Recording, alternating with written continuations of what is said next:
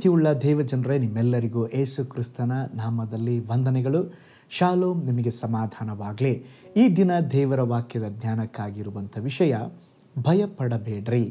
ಅದಕ್ಕೆ ಆಧಾರವಾಗಿ ಆದಿಕಾಂಡ 15ನೇ ಅಧ್ಯಾಯ 1ನೇ ವಚನ, ಅಬ್ರಾಹಮನೇ ಭಯಪಡಬೇಡ, ನಾನು ನಿನಗೆ ಗುರಾಣಿಯಾಗಿದ್ದೇನೆ.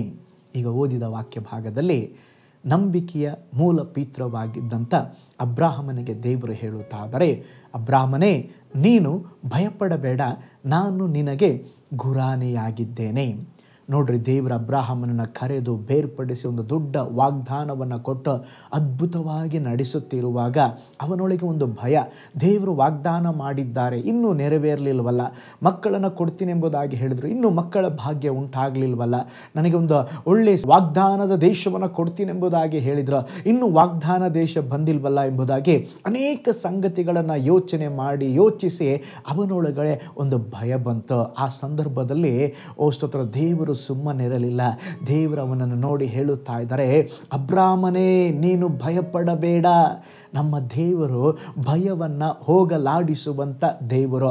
ಒಬ್ಬ ನಂಬಿಕೆಯ ವೀರನಾದ ಅಬ್ರಾಹಮನಿಗೆ ಭಯ ಬಂದಿರುವುದಾದರೆ ಇವತ್ತು ಸ್ತೋತ್ರ ದೇವ ಮಕ್ಕಳಿಗೆ ಯಾವುದೇ ಸಮಯದಲ್ಲಿ ನಮಗೂ ಕೂಡ ಭಯ ಬರಬಹುದು. ನೋಡ್ರಿ, ಭಯ ಎಲ್ಲರಿಗೂ ಬರುತ್ತದೆ, ಭಯ ಎಲ್ಲರಲ್ಲೂ ಇದೆ. ಆದರೆ ಆ ಭಯವನ್ನು ಹೋಗಲಾಡಿಸುವ ದೇವರು ನಮ್ಮ ಜೊತೆಯಲ್ಲಿದ್ದಾರೆ. ಭಯ ಎನ್ನುವಂಥದ್ದು ಒಂದು ಭಯಂಕರವಾದ ದುಷ್ಟ ಶಕ್ತಿ ರೀ. ಇದು ಸೈತಾನನ ಒಂದು ಭಯಂಕರವಾದಂಥ ಆಯುಧ. ಈ ಭಯವು ನಿಮ್ಮ ಹೃದಯವನ್ನು ಬಲಹೀನಪಡಿಸುವಂಥ ಸೈತಾನನ ಕಾರ್ಯವಾಗಿದೆ. ಯಾವತ್ತೂ ಭಯ ಒಂಟಿಯಾಗಿ ಬರೋದಿಲ್ಲ. ಒಂದು ನೆಂಟರನ್ನ ಕರ್ಕೊಂಡು ಬರೋ ಥರ ಚಿಂತೆ ವ್ಯಾಕುಲತೆಗಳನ್ನು ಅದು ಕರೆದುಕೊಂಡು ಬರುವಂಥದ್ದಾಗಿದೆ. ಭಯವು ವ್ಯಾಧಿಯನ್ನು ಉಂಟು ಮಾಡುತ್ತದೆ, ಶರೀರವನ್ನು ಬಲಹೀನಗೊಳಿಸಿ ಮನಸ್ಸಿನ ದೃಢತೆಯನ್ನು ಅಲ್ಲಾಡಿಸುತ್ತದೆ, ಮನೋವ್ಯಾಧಿಯನ್ನು ಉಂಟು ಮಾಡುತ್ತದೆ, ಕೊನೆಯಲ್ಲಿ ನಮ್ಮ ಆಯುಷ್ ಕಾಲವನ್ನೇ ಕಡಿಮೆ ಮಾಡುತ್ತದೆ. ಇಂದಿಗೂ ಯಾವ ದಿಕ್ಕಿನಲ್ಲಿ ನೋಡಿದರೂ ಮನುಷ್ಯನನ್ನು ಭಯಂಕರವಾದಂಥ ಭಯಗಳು ಆವರಿಸಿಕೊಂಡಿರುವುದನ್ನು ಕಾಣಬಹುದು.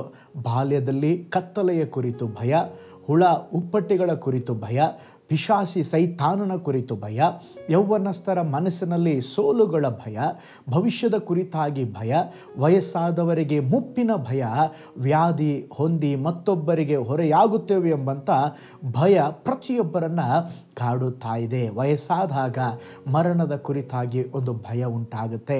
ಕೆಲವರಿಗೆ ಸ್ವಾಭಾವಿಕವಾಗಿ ಭಯದೊಂದಿಗೆ ಅಶುದ್ಧಾತ್ಮಗಳು ಅವರೊಳಗೆ ಮನೆ ಮಾಡಿಕೊಂಡು ಭಯದ ಆತ್ಮಗಳನ್ನು ತರುತ್ತವೆ. ഇരുಳಿನಲ್ಲಿ ಒಂಟಿಯಾಗಿರುವಾಗ ಅವರನ್ನು ತಾಕುತ್ತದೆ. ಎಲ್ಲ ಭಯಗಳನ್ನು ನೀಗಿಸಲು ಇರುವ ಮಾರ್ಗವೇನೆಂದರೆ ಕರ್ತನನ್ನು ಹುಡುಕುವುದು. ಇದು ಕರ್ತನನ್ನು ಹುಡುಕುವ ಕಾಲವಾಗಿದೆ. ಆತನೊಂದಿಗೆ ಏಕಾಂತವಾಗಿ ಕಾಲವನ್ನು ಕಳೆಯುವ ವೇಳೆಯಾಗಿದೆ. ಅದಕ್ಕೆ ಕೀರ್ತನೆಗಾರನು 34ನೇ ಅಧ್ಯಾಯ 4ನೇ ವಚನದಲ್ಲಿ ದಾವೀದನು ಹೀಗೆ ಹೇಳುತ್ತಾನೆ, ನಾನು ಯೆಹೋವನ ಸನ್ನಿಧಿಯಲ್ಲಿ ಬೇಡಿಕೊಳ್ಳಲು ದೇವರು ಸದುತ್ತರವನ್ನು ಕೊಟ್ಟು ಎಲ್ಲ ಭೀತಿಯಿಂದ ತಪ್ಪಿಸಿದರು. ಯಾವಾಗ ಭಯ ಭೀತಿಯಿಂದ ದಾವೀದನನ್ನು ತಪ್ಪಿಸಿದರು? ಅವನು ದೇವರಿಗೆ ಮೊರೆ ಇಟ್ಟಾಗ. ಒಂದು ಉದಾಹರಣೆಯನ್ನು ನಿಮ್ಮೊಂದಿಗೆ ಹಂಚಿಕೊಳ್ಳುತ್ತೇನೆ. ಒಂದು ಬಹಳ ಸ್ತೋತ್ರ ಇಕ್ಕಟ್ಟಾದಂಥ ಮಾರ್ಗ, ಬೆಟ್ಟದ ತುದಿಯಲ್ಲಿ ಊರಿತ್ತು. ಆ ಊರಿಗೆ ಬಸ್ಸಲ್ಲಿ ಪ್ರಯಾಣ ಮಾಡುವುದೇ ಬಹಳ ಕಷ್ಟ. ಬಸ್ಸಲ್ಲಿ ಕೂತವರ ಪ್ರಯಾಣ ಸ್ಟಾರ್ಟ್ ಆದರೆ ಸಾಕು, ಎಲ್ಲರೂ ಭಯಭ್ರಾಂತರಾಗಿ ತಮ್ಮ ಜೀವವನ್ನು ಕೈಯಲ್ಲೇ ಹಿಡ್ಕೊಂಡು ಪ್ರಯಾಣ ಮಾಡುತ್ತಾ ಇದ್ದರು. ಒಂದು ದಿವಸ ಹಾಗೇ ಪ್ರಯಾಣ ಮಾಡುವಾಗ ಎಲ್ಲರೂ ಭಯದಿಂದ ಅವರು ಸ್ತೋತ್ರ ಆ ವಾಹನದಲ್ಲಿ ಬಸ್ಸಲ್ಲಿ ಕುಳಿತಿರುವಾಗ ಒಂದು ಮಗಳು ಮಾತ್ರ ಚೆನ್ನಾಗಿ ಆಟ ಆಡುತ್ತಾ ಇದ್ದಾಳೆ. ಅವಳ ಮುಖದಲ್ಲಿ ಸ್ತೋತ್ರ ಒಂದು ಮಂದಹಾಸ, ಸಂತೋಷ. ಅವಳ ಸ್ತೋತ್ರ ಜೀವಿತದಲ್ಲಿ ಒಂದು ಭಯನೇ ಇಲ್ಲ. ಆ ಊರು ಬರೆಯವರೆಗೂ ಸಹ ಎಲ್ಲರೂ ಭಯಪಟ್ಟು ತಮ್ಮ ಜೀವವನ್ನು ಕೈಯಲ್ಲಿ ಹಿಡ್ಕೊಂಡಿರುವಾಗ ಈ ಮಗಳಾದರೂ ಆ ಊರು ಬರೆಯವರೆಗೂ ಚೆನ್ನಾಗಿ ಆಟವಾಡುತ್ತಾ, ಸಂತೋಷ ಪಡುತ್ತಾ, ಉಲ್ಲಾಸ ಪಡುತ್ತಾ ಬಂದಳು. ಆಗ ಎಲ್ಲರಿಗೂ ಆಶ್ಚರ್ಯ, ನಾವೇ ದೊಡ್ಡ ವ್ಯಕ್ತಿಗಳು ಈ ರೂಟಲ್ಲಿ ಬಸ್ಸು ಬರುವಾಗ ಭಯಪಡ್ತೇವೆ, ಮಗಳೇ ನಿನಗೆ ಭಯ ಇಲ್ವಾ ಎಂಬುದಾಗಿ ಎಂಬುದಾಗಿ ಕೇಳಿದಾಗ ಆ ಮಗಳು ಹೇಳಿದಳು, ನಾನ್ಯಾಕೆ ಭಯಪಡಬೇಕು? ಬಸ್ಸನ್ನು ಓಡಿಸುವಂಥ ಡ್ರೈವರ್ ಯಾರು ಗೊತ್ತಾ? ಅದು ನಮ್ಮ ತಂದೆ. ನನ್ನ ತಂದೆ ಬಸ್ ಓಡಿಸುವಾಗ ಸುರಕ್ಷಿತವಾಗಿ ನನ್ನನ್ನು ಕರ್ಕೊಂಡು ಹೋಗ್ತಾರೆ ಎಂಬುದಾಗಿ ನನಗೆ ತಿಳಿದದೆ ಎಂಬುದಾಗಿ ಮಗಳು ಹೇಳಿದಳಂತೆ. ಪ್ರೀತಿಯುಳ್ಳ ದೇವಜನರೇ, ಈ ಲೋಕದ ಪ್ರಯಾಣದಲ್ಲಿ ನಾವು ಸಹ ಪ್ರಯಾಣ ಮಾಡುತ್ತಾ ಇದ್ದೇವೆ. ನಮ್ಮ ಜೀವಿತದಲ್ಲಿ ಕಷ್ಟಗಳು, ಸಮಸ್ಯೆಗಳು, ಇಕ್ಕಟ್ಟಾದ ಅನುಭವಗಳು ಬರುವಾಗ ನಮಗೆ ಭಯ ಉಂಟಾಗುತ್ತೆ. ಅಯ್ಯೋ ಏನಾಗುತ್ತೆ, ಏನು ನಡೆಯುತ್ತದೆ? ಭಯಪಡಬೇಡ್ರಿ, ಏಸಪ್ಪ ನಮ್ಮ ಜೊತೆ ಇದ್ದಾರೆ. ಅವರು ನಮ್ಮನ್ನು ಕರ ಹಿಡಿದುಕೊಂಡು ನಡೆಸುತ್ತಾರೆ.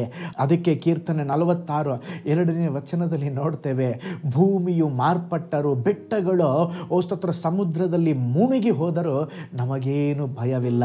ಕಾರಣ ದೇವರು ನಮ್ಮ ಜೊತೆಯಲ್ಲಿದ್ದಾರೆ.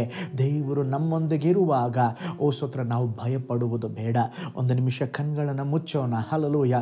ಒಂದು ವೇಳೆ ನಿಮ್ಮನ್ನು ಅನೇಕ ಭಯಗಳು ಆವರಿಸಿಕೊಂಡಿರಬಹುದು, ಅನೇಕ ಭಯಗಳು ನಿಮ್ಮ ಜೀವಿತದಲ್ಲಿ ಬಂದಿರಬಹುದು. ಈ ಕ್ಷಣವೇ ಹೇಳಿ, ನಾನು ಯೇಸುವಿನ ಮಗು. ಸ್ತೋತ್ರ, ಭಯವೇ ನನ್ನ ಸ್ತೋತ್ರ ವಿರೋಧವಾಗಿ ನಿನಗೆ ಕಾರ್ಯ ಮಾಡಲಿಕ್ಕೆ ಆಗೋದಿಲ್ಲ. ನಾನು ಸ್ತೋತ್ರ ನನ್ನ ಕೆಲಸದ ಕುರಿತಾಗಿ, ನನ್ನ ಮಕ್ಕಳ ಕುರಿತಾಗಿ, ನನ್ನ ಕುಟುಂಬದ ಕುರಿತಾಗಿ, ನನ್ನ ಸೇವೆಯ ಕುರಿತಾಗಿ ನಾನು ಭಯಪಡುವುದಿಲ್ಲ. ನಾನು ಧೈರ್ಯದಿಂದ ಮುಂದೆ ಸಾಗುತ್ತೇನೆಂಬುದಾಗಿ ಹೇಳ್ರಿ. ನಿಶ್ಚಯವಾಗಿ ದೇವರು ನಿಮಗೆ ಸಹಾಯ ಮಾಡ್ತಾರೆ. ಪ್ರಾರ್ಥನೆ ಮಾಡಿಕೊಳ್ಳೋಣ. ಪರಲೋಕದಲ್ಲಿ ವಾಸ ಮಾಡುವ ನಮ್ಮ ತಂದೆಯಾದ ದೇವರೇ, ನೀನು ಒಳ್ಳೆ ದೇವರಪ್ಪ, ಭಯವನ್ನು ಹೋಗಲಾಡಿಸುವ ದೇವರು. ಅಬ್ರಾಹಮನಿಗೆ ಭಯಪಡಬೇಡ, ನಾನು ನಿನಗೆ ಗುರಾಣಿಯಾಗಿದ್ದೇನೆಂಬುದಾಗಿ ವಾಗ್ದಾನ ಮಾಡಿದಂತೆ ಇವತ್ತು ನಮಗೂ ಸಹ ದೇವರೇ ಈ ವಾಗ್ದಾನವನ್ನು ಕೊಟ್ಟಿದ್ದೀರಾ. ನಾವು ಭಯಪಡೋದಿಲ್ಲಪ್ಪ, ನೀವು ನಮಗೆ ಗುರಾಣಿಯಾಗಿದ್ದೀರಾ. ನೀವು ಕರ ಹಿಡಿದು ನಡೆಸ್ರಿ. ವಿಶೇಷವಾಗಿ ಒಂದು ಭಯದ ವಾತಾವರಣದಲ್ಲಿ, ಭಯದಲ್ಲಿ ಯಾರೆಲ್ಲ ಜೀವಿಸ್ತಾ ಇದ್ದಾರೆ ಅವರನ್ನು ಮುಟ್ರಿ. ಅವರ ಜೀವನದಲ್ಲಿ ಅವರಿಗೆ ಯಾವ ಭಯ ಇದೆಯೋ ಆ ಭಯ ನೀಗೋಗ್ಲಿ ಎಂಬುದಾಗಿ ಪ್ರೇಯರ್ ಮಾಡ್ತೇವೆ. ಅದ್ಭುತ ನಡೀಲಿ ಒಪ್ಪಿಸಿಕೊಡ್ತೇವೆ. ಈ ದಿನ ಕೂಡ ಜಯಕರವಾದ ಸ್ತೋತ್ರ ಒಂದು ಯಶಸ್ವಿನ ಜೀವಿತವನ್ನು ನಮಗೆ ಕೊಟ್ಟು ದೇವರೇ ಬಲವನ್ನು, ಕೃಪೆಯನ್ನು ಕೊಟ್ಟು ನಡೆಸ್ರಿ. ನಮ್ಮ ಪ್ರಾರ್ಥನೆ ಕೇಳಿದ ಪ್ರೀತಿಗಾಗಿ ಸ್ತೋತ್ರ, ಯೇಸುವಿನ ಹೆಸರಿನಲ್ಲಿ ತಂದೆಯೇ, ಆಮೇನ್. Price the lord. ಕರ್ತನು ನಿಮ್ಮನ್ನು, ನಿಮ್ಮ ಕುಟುಂಬಗಳನ್ನು ಬ್ಲೆಸ್ ಮಾಡಲಿ. ಭಯಪಡಬೇಡ್ರಿ. ಭಯವನ್ನು ತೆಗೆದುಹಾಕುವ ಯೇಸುವನ್ನು ನೋಡ್ರಿ. ಸ್ತೋತ್ರ, ದೇವರಲ್ಲಿ ಪ್ರಾರ್ಥಿಸಿರಿ. ನಿಮ್ಮ ಭಯವು ಹೋಗಲಾಡಿಸಲ್ಪಡುವುದು. ಕರ್ತನು ನಿಮ್ಮನ್ನು ಬ್ಲೆಸ್ ಮಾಡಲಿ. God bless you all.